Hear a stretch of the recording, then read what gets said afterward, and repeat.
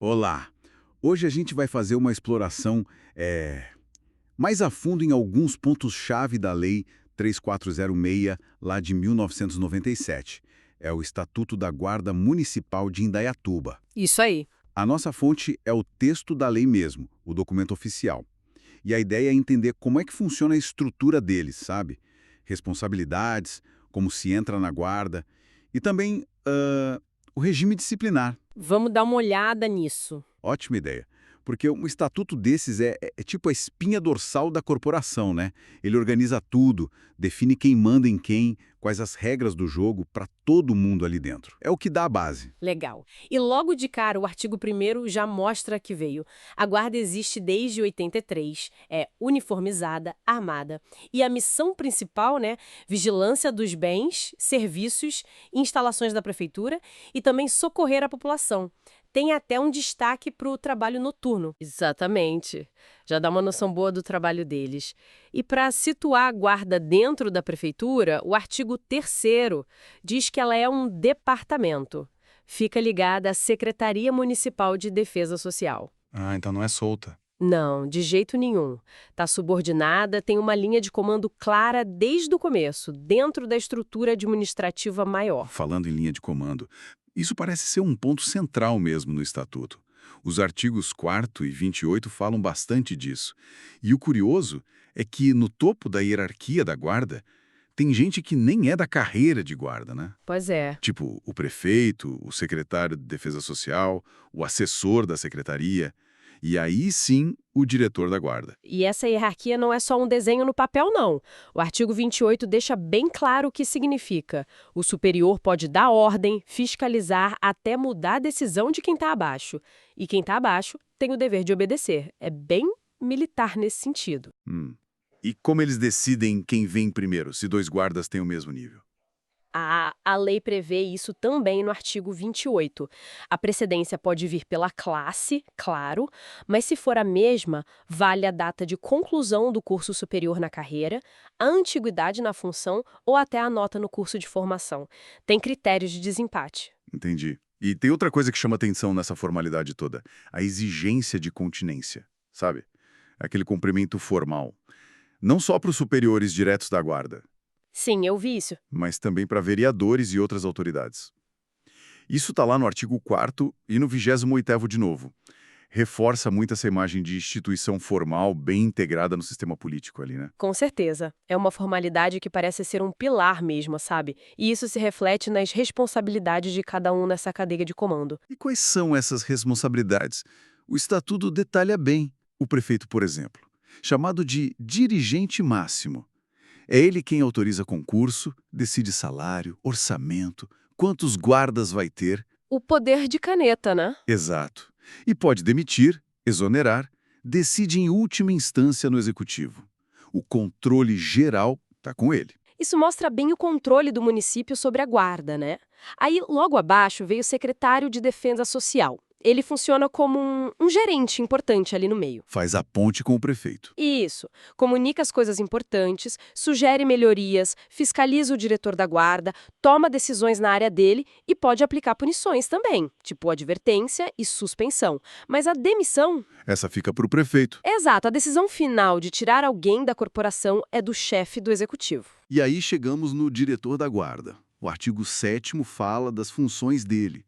E parece que teve uma mudança importante, né? Uma lei de 2021 mexeu nos requisitos para ser diretor. Mexeu sim, e para exigir mais. Agora não é só ser indicado. Tem que ser da ativa, da carreira da guarda, ter no mínimo 15 anos de serviço ali dentro. Uau, 15 anos? Sim, e não para por aí. Precisa ter curso superior completo e um comportamento exemplar no histórico. São requisitos bem puxados. Isso sinaliza uma busca por profissionalismo, experiência na liderança mesmo, né? Sem dúvida. E as funções do diretor são bem amplas. Ele comanda a parte técnica, administrativa, operacional e a disciplina. Planeja, fiscaliza, cumpre ordens de cima, propõe punição para quem está embaixo, cuida até do relacionamento com outros órgãos e da harmonia interna. É o comandante do dia a dia mesmo. Essa divisão de tarefas está bem clara. E esses requisitos para a diretoria, tudo isso sugere uma estrutura bem organizada, com uma liderança que se espera ser qualificada. Mas e para entrar? Como é que alguém vira guarda municipal em Indaiatuba? Bom, o processo começa, como diz o artigo 8º, precisando ter vaga e o prefeito autorizar um concurso público. Não dá para entrar de outra forma. Concurso público, ok. E os requisitos para tomar posse? O artigo 9º lista um monte de coisa. Sim, é uma lista longa e bem rigorosa. Tem o básico, né? Ser brasileiro, TRG, CPF. Mas aí vem ensino médio completo, carteira de motorista, no mínimo AB, né? Carro e moto, Certo? Que mais? título de eleitor em dia, quitação militar para os homens, claro, atestado de antecedentes criminais de São Paulo, altura mínima de 1,60 m. A altura mínima ainda existe. Pois é. E tem que comprovar aptidão física e mental, não ter processo administrativo ou judicial que seja incompatível com ser guarda, não ter antecedentes criminais, passar no exame toxicológico. E a idade? Tem limite? Tem sim, uma lei de 2018 colocou um limite. Tem que ter entre 18 e 35 anos para ingressar. E o Estatuto menciona que um inciso antigo desse artigo foi declarado inconstitucional, mas não diz qual era. Entendi. É uma bateria de exigências, né? Da altura até o toxicológico e a idade. Reflete a responsabilidade, né? Vão andar armados, lidar com o público, precisam de resistência, equilíbrio. A seleção tenta filtrar bem o perfil. E passou no concurso, tá dentro. Calma lá, ainda não. Primeiro entra como aspirante, e aí tem um curso de formação, no mínimo 120 dias. 4 meses, basicamente. Isso. E tem que ser aprovado em tudo. Nas matérias, mostrar aptidão moral, profissional, ter nota mínima em tiro, passar por avaliação psicológica. Só aí para ser efetivada. E mesmo depois, a lei fala em exames periódicos de saúde física e mental. E o curso em si, como é? Os artigos 13 a 15 detalham um pouco. É intensivo. Carga horária mínima de 8 horas por dia, 40 por semana. E o conteúdo é variado. Tipo, Tem direito penal, prática policial, instrução policial, tiro, claro, mas também relações públicas, defesa pessoal, educação física, natação, ordem unida, primeiros socorros, português e até psicologia. Bem abrangente. nossa, bastante coisa.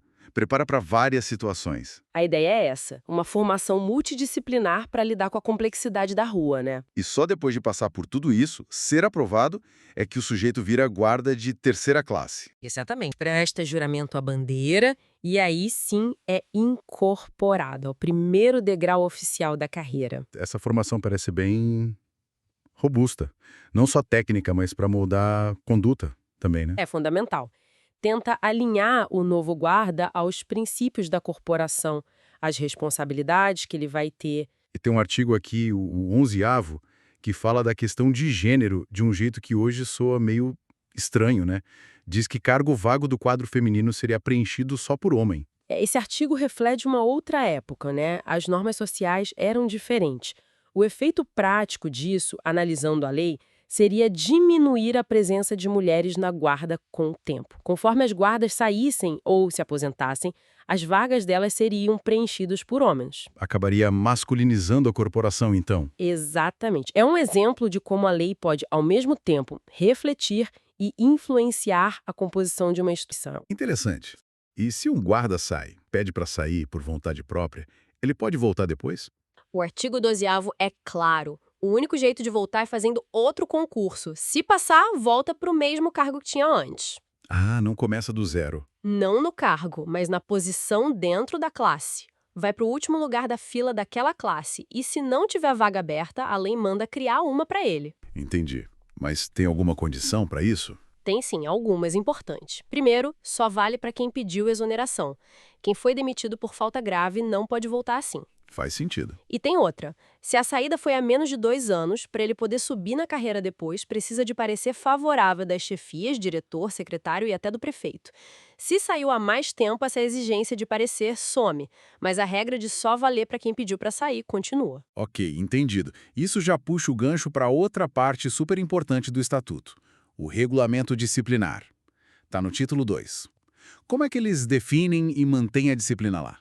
A definição no artigo 27 é interessante.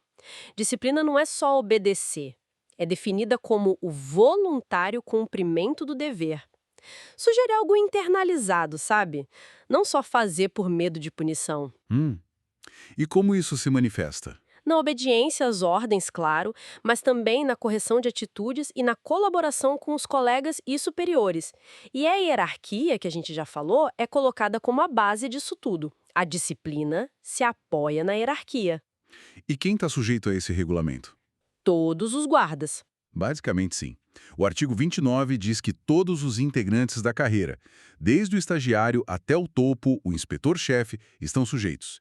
E isso vale mesmo fora de serviço, de folga usando roupa civil. Ah, mesmo de folga? Sim, a não ser que seja de licença sem receber salário ou exercendo um cargo político, tipo vereador.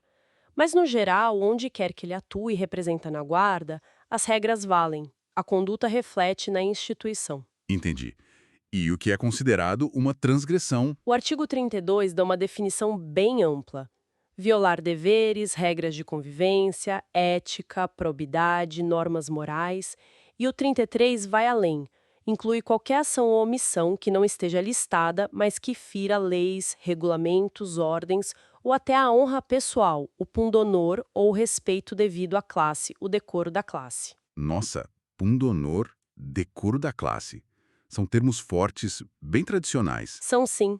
E essas definições mais abertas, especialmente no artigo 33, dão uma margem grande para a administração enquadrar várias coisas como transgressão. E como classificam essas transgressões? São 3 níveis: leves, que dão advertência, médias, que podem levar à suspensão, e as graves, que podem resultar em demissão. E quem decide se uma falta não listada é leve, média ou grave? Aí é que está um ponto interessante. O artigo 35 diz que a autoridade que julga tem a liberdade de classificar essas faltas não especificadas. Ela avalia a gravidade do ato, as circunstâncias. Isso coloca um certo grau de subjetividade no processo, né? É verdade. E as punições são só essas 3? Advertência, suspensão ou demissão? Essas são as principais. Todas têm que ser por escrito e anotadas na ficha do guarda. Mas o artigo 48 fala também em penas acessórias. Tipo o quê? Por exemplo, perder uma função de chefia que estava ocupando ou ser proibido de usar o uniforme por um tempo. Mostra que a coisa é séria. Entendi. Reforça o peso da disciplina. E quem aplica essas penas? É o diretor. Não diretamente, o artigo 49 divide essa responsabilidade. O secretário de Defesa Social é quem aplica a advertência e suspensão. Ok. Mas a pena mais pesada, a demissão, essa é exclusiva do prefeito. Ah, volta lá para o topo da cadeia. Exato. A decisão final de desligar o servidor é da autoridade máxima do município. Faz sentido na lógica hierárquica deles. E tem prazo para aplicar a punição? Tipo, se descobrem uma falta antiga. Tem prazo sim, prescrição. O artigo 47 estabelece isso. Para advertência e suspensão, a administração tem 2 anos para agir a partir do momento que toma conhecimento do fato. Para demissão, o prazo é maior, 4 anos. E se a falta também for crime? Ah, boa pergunta. Nesse caso, o prazo de prescrição da punição administrativa acompanha o prazo da lei penal para aquele crime, que geralmente é mais longo. É uma proteção para o guarda também, né? Não ficar com aquilo pendurado para sempre. Certo. Em limite temporal. E como começa a apuração de uma falta? Quem investiga? Quem investiga é o diretor da guarda, quando a falta é cometida por um subordinado dele. Isso está lá no artigo 64. E uma regra importante no 65, se o guarda está respondendo a um processo disciplinar ou cumprindo pena, ele não pode pedir para sair. Não pode pedir exoneração. Ah, tem que esperar acabar. Sim, o processo tem que ser concluído, não dá para fugir da apuração pedindo as contas. E quem faz a investigação? É só o diretor? Geralmente se forma uma comissão de sindicância ou de processo administrativo. E o artigo 68 diz que essa comissão tem que ter 2 membros da guarda de patente superior à do acusado, da classe distinta para cima. Para garantir que quem apura tem mais experiência e graduação, imagino. Exato, traz um conhecimento interno e uma certa hierarquia para dentro da própria investigação. E como uma acusação vira oficial? Como começa o processo formalmente? Através de um documento chamado parte disciplinar. O artigo 69 define: é o relato escrito que um superior faz sobre uma falta cometida por um subordinado. Ah, então tem que ter essa parte para a coisa andar. É o gatilho formal. E o artigo 70 tem um detalhe: só os guardas já graduados e os superiores podem dar parte diretamente. Os guardas das classes mais baixas, se virem algo errado, têm que relatar para o chefe imediato, verbalmente ou por escrito. Aí o chefe decide se formaliza a parte ou não. Entendi. É um filtro inicial ali. E se o guarda for punido, mas achar que foi injusto, tem como recorrer? Tem sim. Os artigos 71 a 73 falam da revisão da penalidade, mas só cabe em casos bem específicos. Quais casos? Se a punição foi contra a lei, se foi baseada em prova falsa, se teve erro grave no processo que prejudicou a defesa, se a decisão foi claramente contra os fatos que foram apurados no processo, ou se aparecerem provas novas que inocentem o guarda. Ok, são situações bem definidas. E se a revisão for aceita? A punição é anulada como se nunca tivesse existido. Limpa a ficha do guarda nesse ponto. Parece um sistema com mecanismos de controle, né? A parte, a comissão, a revisão. Sim, buscam um equilíbrio. Manter a disciplina e a autoridade é crucial para eles, claro, mas também precisa ter o direito à defesa, a chance de corrigir erros ou injustiças. É sempre um balanço delicado em organizações assim. Verdade. Saindo um pouco da disciplina e olhando para a condição de trabalho, vi que tem uma adição mais recente, um artigo 74A, sobre trabalho noturno. Ah, sim, isso é importante. Foi incluído em 2018. Estabelece uma gratificação para quem trabalha à noite. De quanto? 40% a mais sobre o valor da hora normal de trabalho. 40% é um adicional considerável. Com certeza. E faz sentido, né? O próprio artigo 1º, lá no começo, já falava da importância do socorro à população, especialmente no período noturno. Então, essa gratificação é um reconhecimento financeiro pelas dificuldades e pelos riscos do trabalho nesse horário. Afeta diretamente o bolso e a rotina de quem está na escala noturna. Bom, a gente passou por bastante coisa desse estatuto, hein? Vimos a hierarquia bem definida, com o prefeito lá na ponta, o processo para entrar, que é bem exigente, com concurso, curso longo. Sim, e os requisitos todos. Exato, e todo esse sistema disciplinar super detalhado com as transgressões, as punições, quem aplica, como apura, como recorre, e a divisão de tarefas entre prefeito, secretário, diretor. O que fica, né? Parece um esforço grande para ter uma guarda municipal bem estruturada, com regra para tudo, buscando profissionalizar mesmo. Sem dúvida. O Estatuto desenha uma organização muito formal, muito regrada.